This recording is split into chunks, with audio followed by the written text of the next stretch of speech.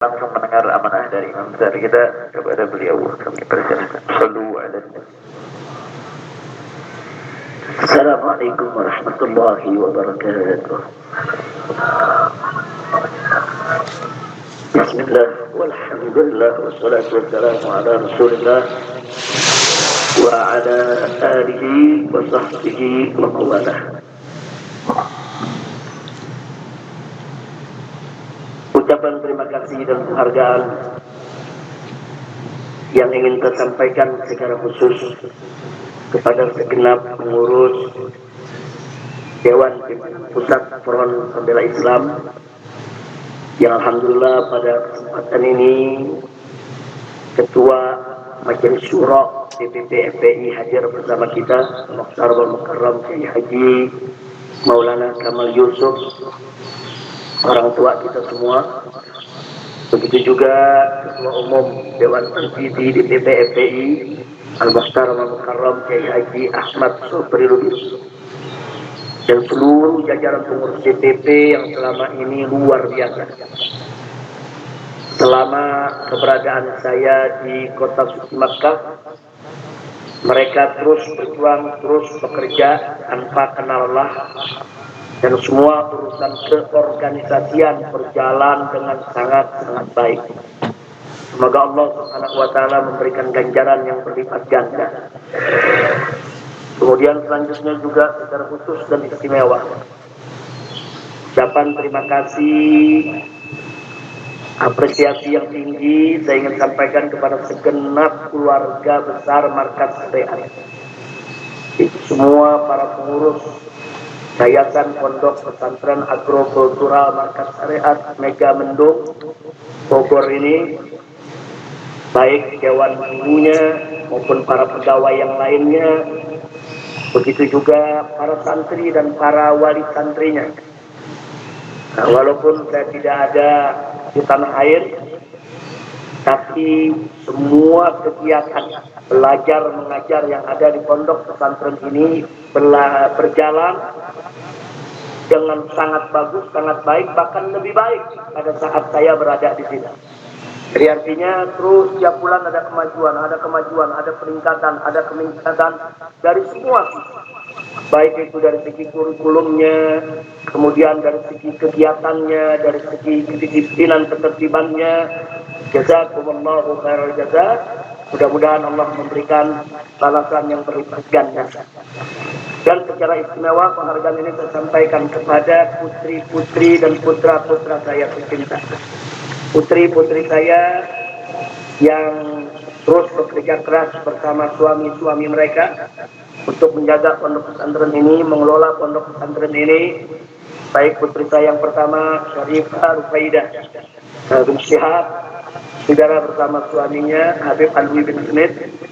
Begitu juga Syarifah Humairah Syihab bersama suaminya Al-Habib Muhammad bin Hussein Al-Aqqas, dan juga Syarifah Zulfa Syihab bersama suaminya yaitu Al-Habib Muhammad Hanif bin Abdurrahman Al-Aqqas.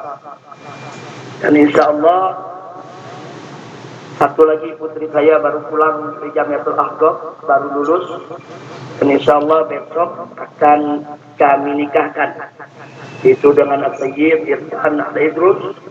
Dan mudah-mudahan juga ke depan punya putri ini dengan calon suaminya nanti juga bisa berkhidmat di Markas Syariat, bagaimana terus meningkatkan mutu kualitas daripada pondok pesantren ini, insya Allah. Maka itu doakan agar anak-anak saya, putri-putri saya maupun para menantu dan semua cucu yang ada, semoga senantiasa dalam penjagaan dan perlindungan Allah Subhanahu wa taala.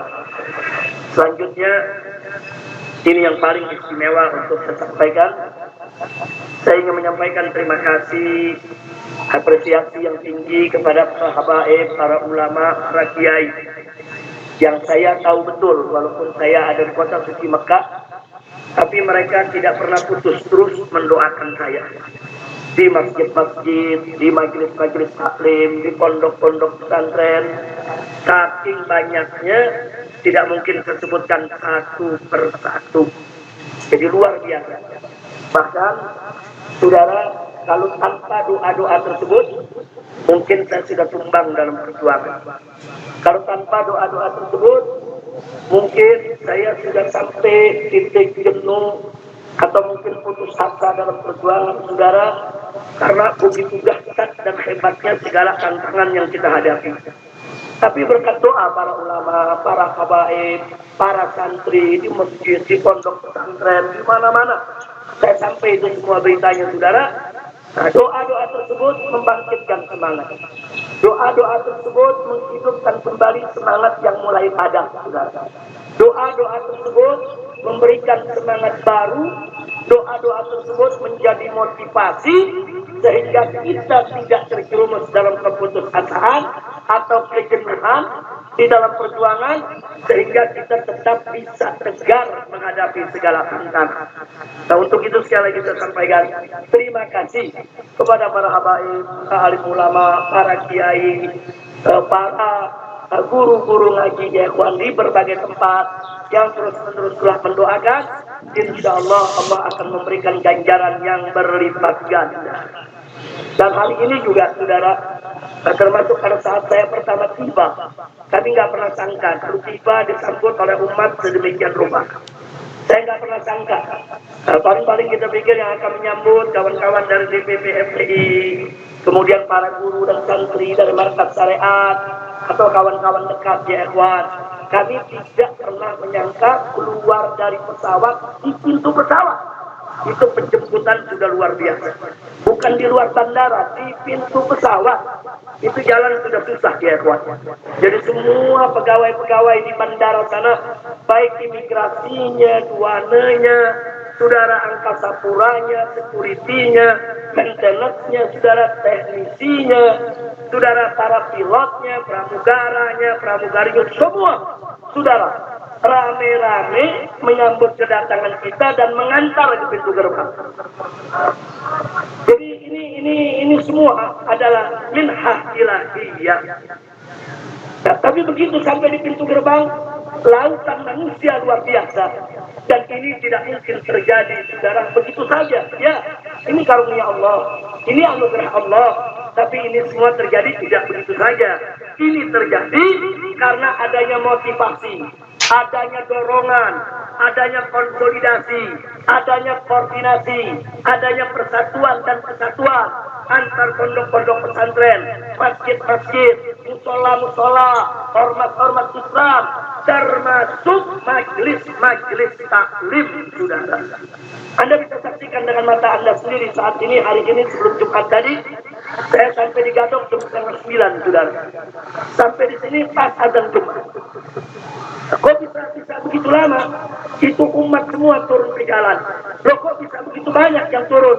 Karena hampir semua majelis-majelis taklim, saudara, yang dipimpin oleh para kiai, para ajengan, para habaib, saudara, semua mengerahkan santri dan jamaahnya ke jalan, saudara. Sallu ala Nabi. Nah, karena itu terus terang saya sangat terharu, saudara, dan semoga persatuan ini bisa kita jaga. Persatuan ini terus bisa kita tingkatkan, saudara. Karena persatuan semacam itulah yang menjadi penyebab turunnya keberkahan. Nabi mengatakan alaikum bil jamaah, fa inna yadallahi ma'al jamaah. Wajib atas kamu berjamaah, bersatu. Kenapa? Fa inna yadallahi ma'al jamaah. Karena sesungguhnya tangan Allah, pertolongan Allah, keberkahan dari Allah itu ada bersama jamaah, saudara. Jadi pertolongan Allah itu ada pada kebersamaan. Pertolongan Allah itu ada pada persatuan, saudara. Sekuat apapun kita, sekaya apapun kita, sehebat apapun kita, sebanyak apapun jumlah kita, tanpa pertolongan Allah, kita lemah, nggak ada artinya ya. Dan sebaliknya, sekecil apapun kita, sedikit apapun jumlah kita, saudara, semiskin apapun kita punya harta benda, saudara, serendah apapun jabatan kita, saudara, tapi kalau kita mendapatkan pertolongan Allah, maka semua akan berubah menjadi satu kekuatan dahsyat yang gak ada mampu untuk menandinginya, saudara. Artinya kuncinya di mana? Kuncinya di pertolongan Allah. Kalau ada pertolongan Allah, nggak usah khawatir ya kuat. Memusuh sekuat apapun nggak bakal mampu untuk menumbangkan kita ya kuat. La haula wala quwwata illa billah. Nggak bisa ya kuat. Kita belajar dari tahun 2017. Semua kekuatan di negara ini, saudara. Dari mulai presidennya, para menterinya, tentaranya, polisinya, partai politiknya, pengusahanya, konglomeratnya, semua bersatu untuk memenangkan orang kafir agar menjadi pemimpin di Jakarta, saudara. Enggak, kita umat Islam nggak punya kekuatan apa-apa saat itu ya. Kita nggak punya duit, nggak punya jabatan, nggak punya partai yang kuat, saudara. Nggak punya banyak kursi di DPR, saudara. Kita nggak punya konglomerat yang memodali perjuangan kita. Enggak ada. Yang kita punya apa, saudara? Yang kita punya anugerah Allah, yaitu umat bersatu. Itu aja modal kita, saudara. Tapi dengan persatuan kita semua, subhanallah, walhamdulillah, wala ilaha illallah, wallahu akbar, saudara. Ternyata apa yang terjadi? Semua kekuatan yang mendukung, saudara, si penista agama tadi untuk menjadi pemimpin di Jakarta, tumbang, saudara. Katanya pertolongan siapa? Pertolongan siapa? Pertolongan siapa? Takbir. Allah tolong kita karena kita bersatu ya. Wah. Lalu kalau ada pertanyaan, lalu kenapa belakangan ini banyak perjuangan kita kandas? Berjuang ini kandas, berjuang itu kandas. Mungkin persatuan kita mulai luntur, saudara. Nah, maka itu kepulangan saya ini, saudara, saya ingin mengajak kembali para habaib, para ulama, para kiai semua, yuk kita rajut kembali ukhuwah kita, persatuan kita, supaya apa? Supaya dapat keberkahan dari Allah, dapat pertolongan Allah, sehingga mereka-mereka yang sekarang ini mereka paling berkuasa, paling kaya, paling hebat, paling kuat, saudara, nggak bakal pernah mampu untuk menumbangkan, membinasakan kita, saudara. Begitu saudaranya semua siap bersatu, siap bersaudara, betul, takbir, sallu ala nabi. Nah, itu yang saya bagian sekali lagi kepada para habaib dan para kiai khususnya yang ada di Bogor dan sekitarnya, menyiapkan semua majelis turun. Di sini ada majelisnya Habib Mahdi bin Hamzah, ada majelisnya Habib Nabil, ada majelisnya Habib Bagir, ada majelisnya siapa lagi Mahdi? Banyak di sini, Habib Umar. Ini kalau saya mau sebutkan satu persatu banyak betul. Belum lagi majelisnya para ajengan, para kiai, semua mengerahkan umat luar biasa, saudara. Dan kita doakan agar para habaib, majelis-majelisnya tersebut semua diberkahi oleh Allah Subhanahu wa taala, dimakmurkan oleh Allah Subhanahu wa taala, dan para habaib, para ajengan, para kiainya dipanjangkan umur dalam taat dan ibadah, dalam sehat wal afiat. Amin ya rabbal alamin. Dan kita mohon juga kepada Allah supaya datangnya bulan Maulid ini, saudara, di mana-mana mulai digelar Maulid yang luar biasa, banyak membaca selawat, insya Allah wabah corona akan segera hilang, saudara. Ya Rabbana bihaji nabiyina irfa wadfa corona. Ya Rabbana bihaji nabiyina idfa warfa wabah corona. Ya Rabbana bihaji nabiyina irfa wadfa wabah corona. Allahumma la farja ila farjuk wa la lutfa ila lutfuk wa farrik anna kulla hammin wa ghammin wa karbin warfa anna hadhihi al-mihnata wal baliyah fatfaha biyadikal qawiyah innaka ala kulli shay'in qadir. Amin ya rabbal alamin. Nah, selanjutnya, saudara, tidak ketinggalan saya sampaikan terima kasih kepada seluruh pengurus FPI di berbagai daerah yang alhamdulillah walaupun saya tidak ada di tanah air, tapi mereka semua punya totalitas kepatuhan berorganisasi yang luar biasa kepada Dewan Pimpinan Pusat. Mereka bahu-membahu bekerja sama, saudara. Nah, di sini hadir bersama kita, saudara, ada Imam FPI DKI Jakarta Habib Hussein bin Zaid Al-Astas, kemudian ada Imam FPI Provinsi Banten yaitu Kiai Haji Buya Qurtubi Jailani, kemudian di sini ada juga ketua Tanfizi Habib Zaki Ali Group, dan doakan agar Kiai Haji Maksum Hasan Allah berikan kesehatan, Allah berikan kekuatan, karena beliau selama menjadi imam FPI Jawa Barat juga luar biasa perjuangannya, saudara. Dan satu lagi, doakan juga untuk orang tua kami yang selama 3,5 tahun saya ada di Mekah, saudara, banyak sekali membantu perjuangan, yaitu Kiai Haji Muhammad Husni Tamrin, pimpinan Pondok Pesantren Al-Ihya atau SD Sekolah Insan Kamil yang ada di Bogor ini, saudara. Saat ini beliau sedang kurang sehat, saudara, tapi perhatiannya untuk harkat syariat, perhatiannya untuk santri di pesantren ini, bahkan perhatiannya untuk pendidikan anak-anak saya, perhatiannya, saudara, untuk bagaimana perjuangan saya di kota Mekah tidak pernah terputus. Doakan agar beliau diberikan oleh Allah sehat walafiat. Amin ya rabbal alamin. Sekarang yang terakhir, saudara, karena setelah ini kita masih ada acara peletakan batu pertama, juga peresmian studio SS, Markas Syariat TV, saudara. Kita akan meresmikan Markas Syariat TV, kemudian juga akan meletakkan batu pertama, insya Allah. Nah, sebelum itu kita laksanakan, kalau nggak salah masih ada palang pintu, ya masih ada di sini, ada Ustaz Abu Faris dan kawan-kawan bersama Ustaz Zulkifli. Zulkifli ini yang dikenal Ustaz hari kiamat, akhir zaman. Nah, beliau dari tadi sudah ada di sini. Jadi perlu Anda tahu, Ustaz Zulkifli ini itu miara kuda di Mekah. Beli kuda, bayar orang untuk miara. Yang pakai tiap minggu saya. Nah, karena beliau nggak ke Mekah-Mekah, saya yang pakai.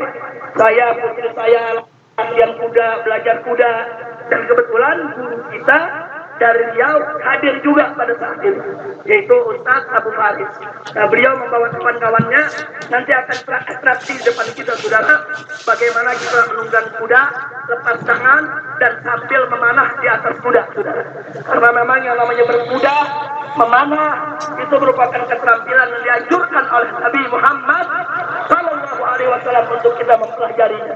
Ke depan, kita berharap nanti di pondok pesantren MS ini, saudara, akan ada pelajaran tentang berkuda, memanah, dan memanah di atas kuda. Insya Sallu ala Nabi. Nah, itu yang baiklah. Apa yang saya sampaikan tadi, yang terakhir ingin saya sampaikan, ini penting sekali. Pesantren ini beberapa tahun terakhir mau diganggu. Mau diganggu, saudara. Jadi ada mau ganggu, mau gusur ini pesantren, mau usir ini pesantren, mau tutup ini pesantren, dan menyebar fitnah. Katanya pesantren ini nyerobot tanah negara. Nah, ini perlu saya luruskan. Jadi supaya semua, mumpung ini lagi kumpul nih semua nih, supaya tahu, saudara. Tanah ini, saudara, sertifikat HGU-nya ya atas nama PTPN, salah satu BUMN. Betul, itu tidak boleh kita pungkiri, saudara. Tapi tanah ini sudah 30 tahun lebih digarap oleh masyarakat, tidak pernah lagi ditangani oleh PTPN, saudara. Catat itu baik-baik.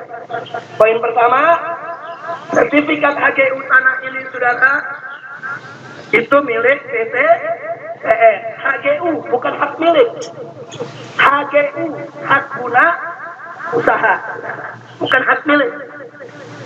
Tapi sudah 30 tahun lebih tanah ini digarap oleh masyarakat, oleh warga, saudara, oleh warga lemah lembut, oleh warga penghancilan, saudara. Mereka menggarap tanah ini dan mereka bertani di tanah ini. Nah, lalu kenapa ini saya mau sampaikan? Saya ingin saya garis bawahi, ada undang-undang di negara kita.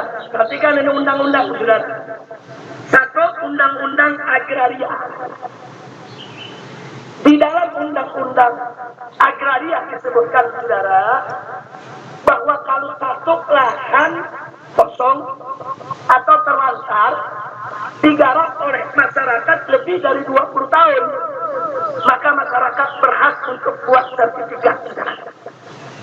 Ini bukan 20 tahun lagi, sudah lebih dari 30 tahun. Berarti masyarakat berhak tidak?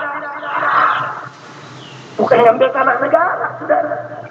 Itu satu. Yang kedua, undang-undang tentang HGU, tentang hak guna usaha. Di situ disebutkan, saudara, sertifikat hak guna usaha tidak bisa diperpanjang atau akan dibatalkan jika satu, lahan itu ditelantarkan oleh pemilik HGU. Lahan itu ditelantarkan oleh pemilik HGU, atau si pemilik HGU tidak menguasai secara fisik lahan tersebut. Itu undang-undang, saudara. Nah, tanah ini HGU-nya milik PTPN, betul. Tapi 30 tahun PTPN tidak pernah menguasai secara fisik, saudara. Catat itu. Dan secara 30 tahun tanah ini ditelantarkan oleh PTPN. PTPN nggak pernah berkebun lagi di sini, saudara. Berarti HGU-nya seharusnya batal. Lalu kalau sudah batal, untuk siapa? Untuk warga yang menggarap, untuk para petani. Kira-kira jelas tidak?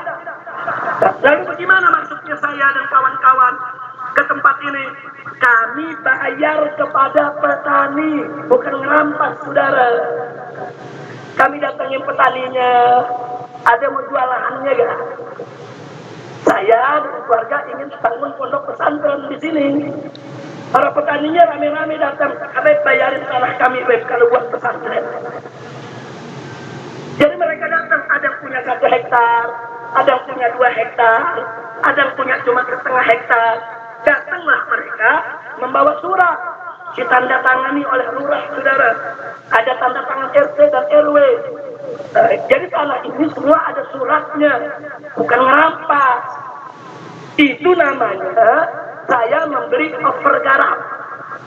Saya tidak membeli hak milik, bukan hak milik saya. Nggak ada yang punya hak milik di sini, saudara. Yang ada HGU, dan HGU itu ada masa berlakunya. Setiap 20 atau 25 tahun wajib diperpanjang. Nanti pada saat mau diperpanjang kita lapor. Ini bukan lagi, saudara, milik daripada PTPN. Nah, ini yang perlu saya sampaikan. Jadi jangan dipikir petani rakyat di bawah nggak ngerti undang-undang. Seenaknya mau rampas sana, seenaknya menyebar fitnah. Tunggu dulu, saudara. Jadi ini kami beli. Jadi semua surat jual belinya, saudara, pergarapnya saya kumpulkan. Semua petani-petani tersebut saya minta KTP-nya, saya foto waktu terima duitnya, saudara. Enggak sampai di situ, bahkan surat setelah beli saya lapor ke camat. Habis lapor ke camat, saya lapor ke bupati. Waktu itu masih Pak Rahmat Yasin menjadi bupatinya, saudara. Setelah bupati, saya lapor ke gubernur, saudara. Gubernur bikin rekomendasi, saudara. Jadi sekali lagi, ini tanah, ya, HGU-nya memang milik PTPN. Tapi rakyat tidak merampas, tidak. Mereka sebagai penggarap. Kira-kira jelas tidak? Jelas tidak? Saya bertanya, penggarap itu perampas bukan? Penggarap itu perampok bukan? Penggarap itu pencuri bukan? Saya tidak beli dari pencuri, saya tidak beli dari perampas, saya tidak beli dari perampok, saya beli dari penggarap, petani yang baik, warga di sekitar sini, saudara. Nah, ini yang perlu saya sampaikan. Nah, sekarang yang bagian paling penting lagi, saudara, apa yang ingin saya sampaikan? Ini saya beli, saudara, dengan uang saya, uang keluarga saya, uang kawan-kawan saya, uang kerabat saya, uang sahabat-sahabat saya, bahkan ada uang titipan umat, dan semua, mau yang dari saya ke, mau yang dari umat ke, semua ini wakaf untuk umat, saudara. Jadi ini nggak ada tanah pribadi di sini, saudara. Kami saat ini mentarget ada 100 hektar tanah. Di sini insya Allah akan menjadi markas syariat. 80 hektar, saudara, itu sudah dikuasai oleh markas syariat. Nah, saya katakan sekali lagi, tidak sejengkal tanah pun untuk saya, atau putri saya, atau cucu saya, atau menantu saya, saudara, atau keluarga saya. Enggak, ini untuk umat. Jadi kalaupun di sini ada rumah yang saya tempati, saudara, kalau saya sudah tidak mengajar di sini, kalau saya nggak mau lagi urus NF, saya mesti keluar.